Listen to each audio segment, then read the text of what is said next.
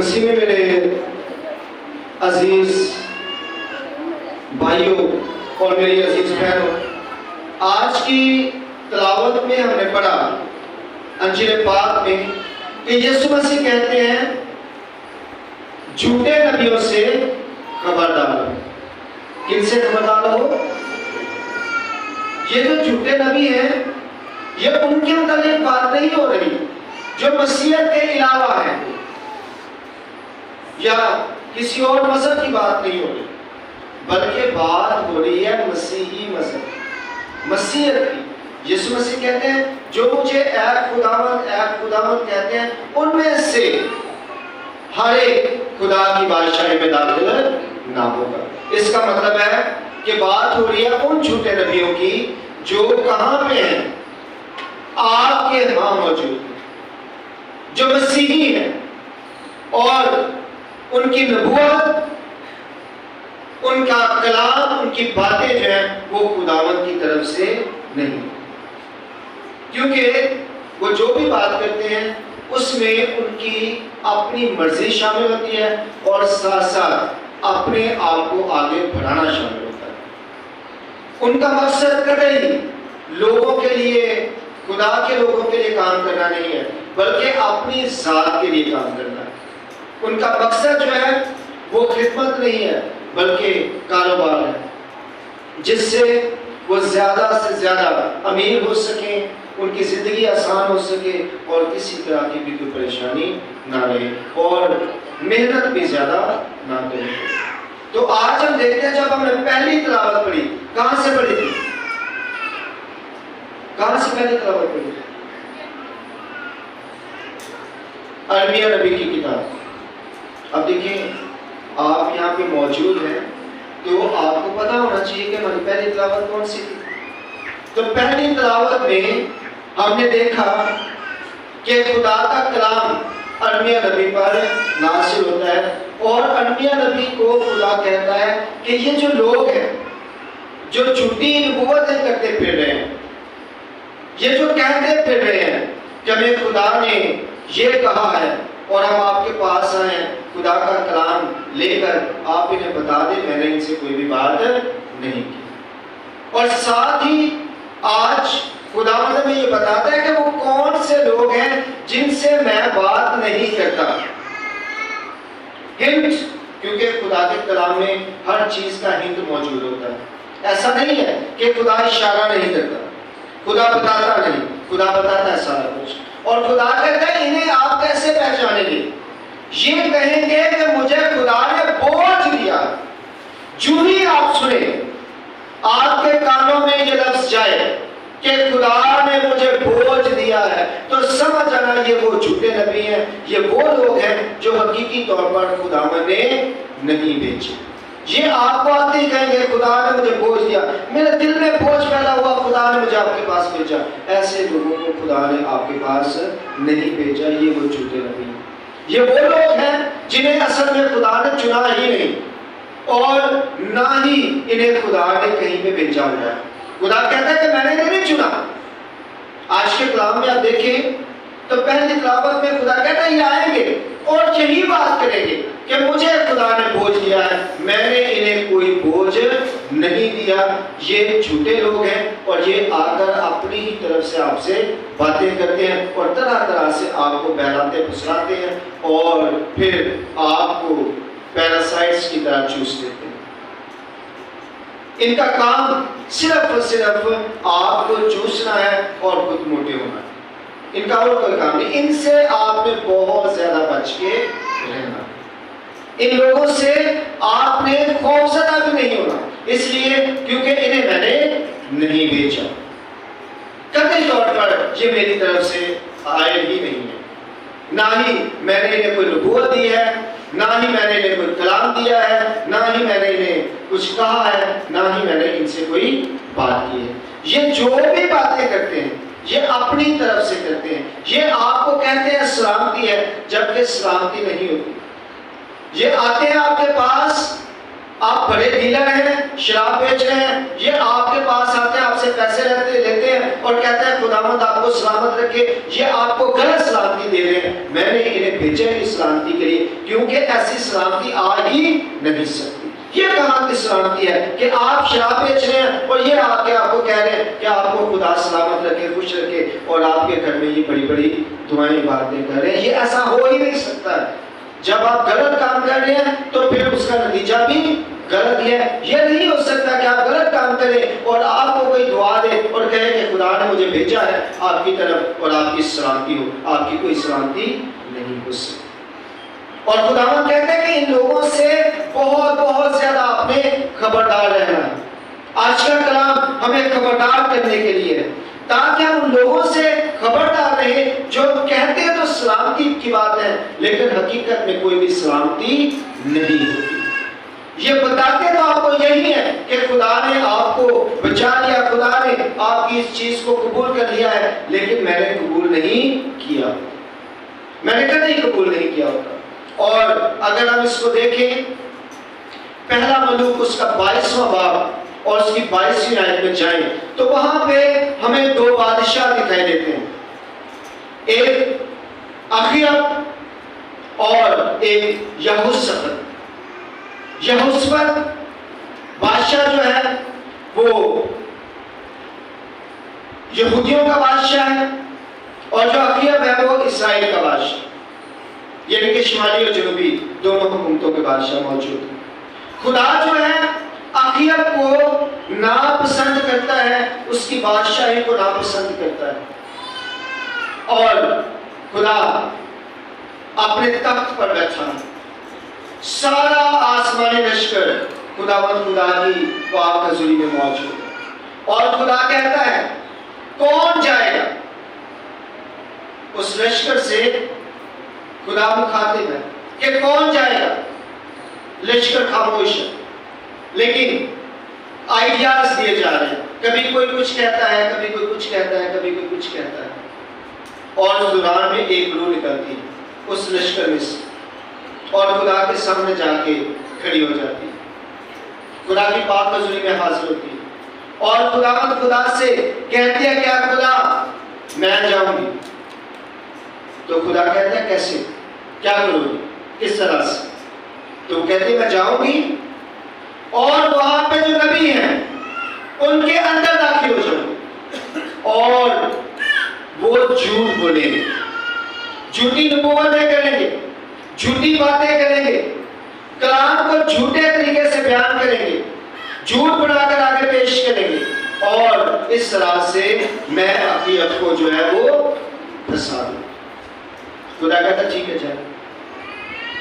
और मिकाया नबी को जब बुलाया जाता है, अखियब जब बुलाता है यहोशप्पत की वजह से, तो अखियब ये कहता है कि ये बंदा जो मिकाया इसे नहीं बुलाना, इसे नहीं बुलाना, बाकी नबियों को बुलाया हुआ है, क्योंकि बाकी नबी आकर कहते हैं सलामती होगी, बादशाह सलामत, आप सलामत रहेंगे, आप जाएं, आपको कोई परेशानी नहीं है, खुदा आपके साथ है, खुदा ने हमसे बात की है, आप जाएं।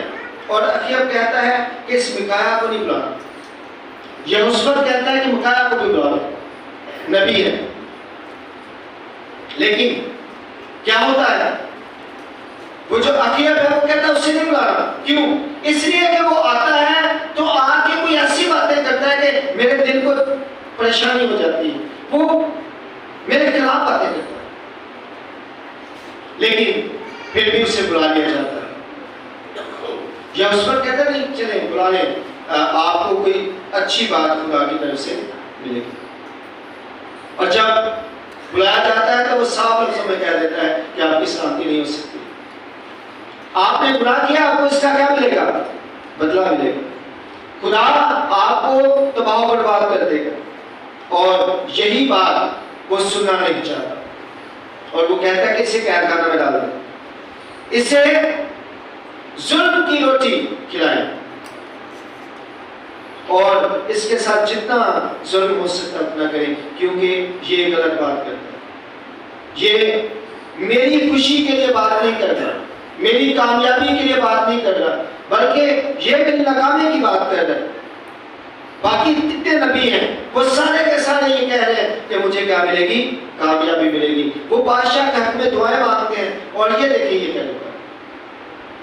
तो हम इस बात को समझ सकते हैं कि खुदा उन लोगों के अंदर जो ऐसी तालीमात देते हैं, झूठी तालीमात देते हैं, उनके अंदर ऐसी रूह को डाल देता है कि जो उन्हें झूठ बोलने की तरफ ले जाती है।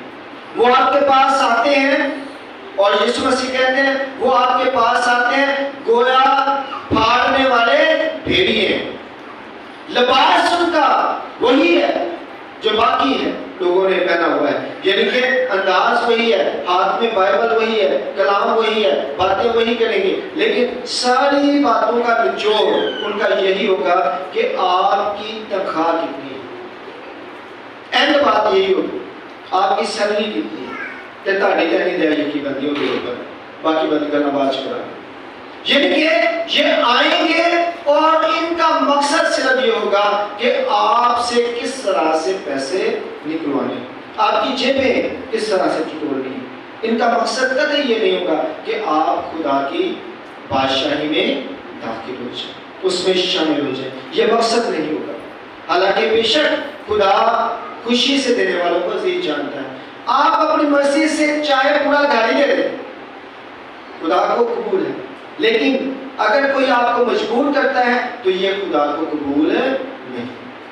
खुदा कतई नहीं चाहता कि कोई भी आपको मजबूर करे किसी भी मामले, किसी भी हद, किसी भी लिहाज। और आज खुदा हमें ये बता रहा है, खुदा कह रहा है इनसे आपने खबरदार रहना है। मुआजिज़ात तो नहीं देखना, ये कहेंगे मेरे सामने आकर खुदावंद मैंने तेरे नाम से कितने मुआजिज़ात किए, मैंने बदलूमों को निकाला, मैंने नबूवत की, तो मैं कहूँगा मेरी तुमसे कभी वाक़ियत ही ना हो। ऐ बदकारों मेरे हाथ से चले जाओ, क्योंकि आपका उठना बैठना ओढ़ना बचोना सिर्फ पैसे थे। आपने तो मेरी मजलिस में शमूलियत ही नहीं की। खुदा कहता है कि मेरी मजलिस में शमूलियत करो तो मैं आपको भेजूंगा। तो खुदा की मजलिस क्या है? खुदा की कलीसिया, पहले उसमें शामिल होना पड़ेगा।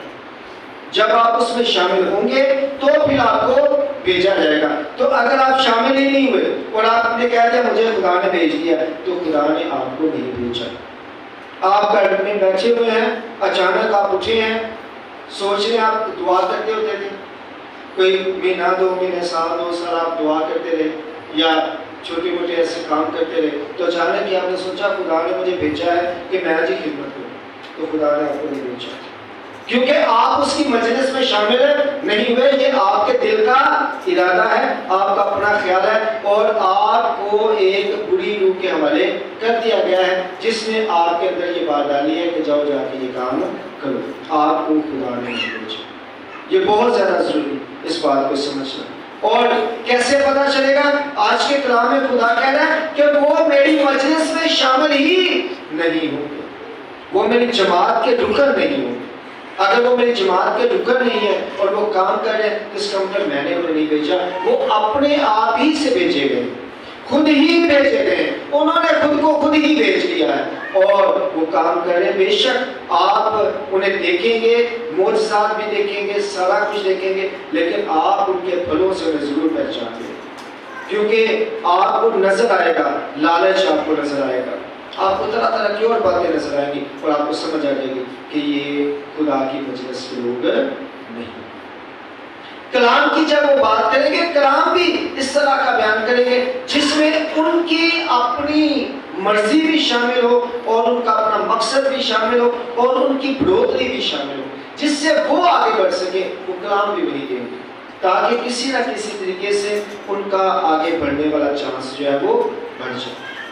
हत्ता कि वो कोशिश करेंगे कि ज़्यादा से ज़्यादा लोगों को दिखाया जाए, ज़्यादा से ज़्यादा लोग बताए जाए कि हमारे पास इतने ज़्यादा लोग हैं, हमारे पीछे इतने ज़्यादा लोग हैं, हमें सुनने वाले इतने ज़्यादा लोग हैं, ताकि ज़्यादा से ज़्यादा पैसे कमाए जा सके। तो ऐसे लोगों से आपने पूरे तौर पर होशियार रहना। और यीशु मसीह कहते हैं खबरदार, खबरदार रहना है। आपने ये नहीं सोचना ठीक है सब खुदा की तरफ से, ऐसा नहीं है। कुछ लोगों के अंदर खुदा ने अपना रूह नहीं डाला हुआ, उनके अंदर वही रूह है जो उन नबियों के अंदर पहुंची थी और उन्होंने अपनी तरफ से नबूवतें शुरू कर दी। हत्ता के ऐसे लोग जो हैं खुदा के लोगों पर इल्जाम लगाना अपना फर्ज समझते हैं, उससे भी आप पहचान जाएंगे। क्योंकि जब हम पढ़ते हैं पहला मनुष्य उसका 22वां बाब, तो उसमें देखते हैं कि एक नबी उठता है और मिकाया नबी के मुंह पर थप्पड़ मारता है और उसे कहता है कि मेरे अंदर से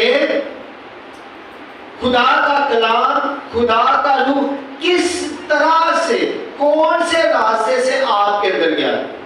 यानी कि वो ये कहते हैं, वो ये कहेंगे कि हम सही नबी हैं, ये जो लोग हैं ये झूठे हैं, और आपको वो झूठा करार करेंगे। यानी कि खुदा की मजलिस के लोगों को झूठा करार देने के लिए मेहनत करेंगे और अपने आप को सच्चा साबित करने की भी पूरी कोशिश करेंगे। तो खुदा का कलाम कहता है कि आपने उनके फलों से ही उन्हें पहचान लेना है, क्योंकि ऐसा नहीं हो सकता है कि ऊंट कटारों से कोई अच्छी चीज पैदा हो।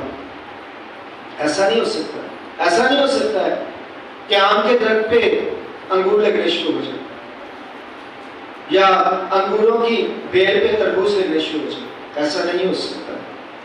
दरख्त अपने फलों से पहचाना जाए। आपकी तालीम, आपकी बातें आपके मुताबिक बता देगी कि आप खुदा की बात कर रहे हैं या नहीं कर रहे। इसलिए आज बहुत ज्यादा मोहतात होने की जरूरत है। आज के दौर में ज्यादातर हम मोहतात नहीं है, लेकिन खुदा का कलाम कहता है पहले मोहतात हो। मोहतात होंगे तो खुदा का कलाम आप सुन सकेंगे और समझ सकेंगे। मोहतात नहीं होंगे तो आप ना ही खुदा का कलाम सुनेंगे और ना ही उसे समझेंगे। और आज की तिलावत में, हमने पहली तिलावत में ये देखा, कौन है जो समझे, कौन है जो सुने और समझे। तो आज खुदा कहता है मुझे जरूरत है ऐसे लोगों की जो सुने और समझे, क्योंकि सुन बहुत से रहे हैं लेकिन समझ नहीं रहे। सुन रहे हैं, समझ नहीं रहे। तो आज खुदा चाहता है कि सुने और समझे। यही बात खुदा ने तब कही थी, यीशु मसीह ने बयान फरमाया जब यीशु मसीह ने कहा कि कोई चीज भी बाहर से आकर इंसान के अंदर दाखिल होकर उसे नापाक नहीं करे। और वहां पे भी यीशु ने कहा था सुनो और समझो। ये सुनना और समझना बहुत ज्यादा जरूरी है। बहुत से लोग सिर्फ सुनते हैं और समझते नहीं है। और आज खुदा चाहता है कि आप खुदा के कलाम को सुने, समझे, गौर करें और उन नबियों से खास तौर पर होशियार रहें। ये नबियों की बात हो रही है, इसका मतलब है कि वो लोग जो नबूवत तक करते होंगे, बाकी बातें तो बहुत नीचे रखते, नबूवत सबसे ऊपर वाली बात है। तो ऐसे लोग नबूवत नहीं करते होंगे, आपने उनसे खबरदार रहना। तो इनसे जो छोटे हैं उनसे तो फिर आपको और ही ज्यादा खबरदार रहने की जरूरत है। खुदा करे कि हम इस बात को समझें और हकीकी मायनों में सब चीज़ों को जानें, कलाम को सही तौर पर अपनी ज़िंदगी में अपनाएं और जो खुदा चाहता है वो हम करें, ताकि उसकी मजलिस में शामिल होकर उसकी कलीसिया के रुकन बनकर खुदा की बरकतों को हासिल करने वाले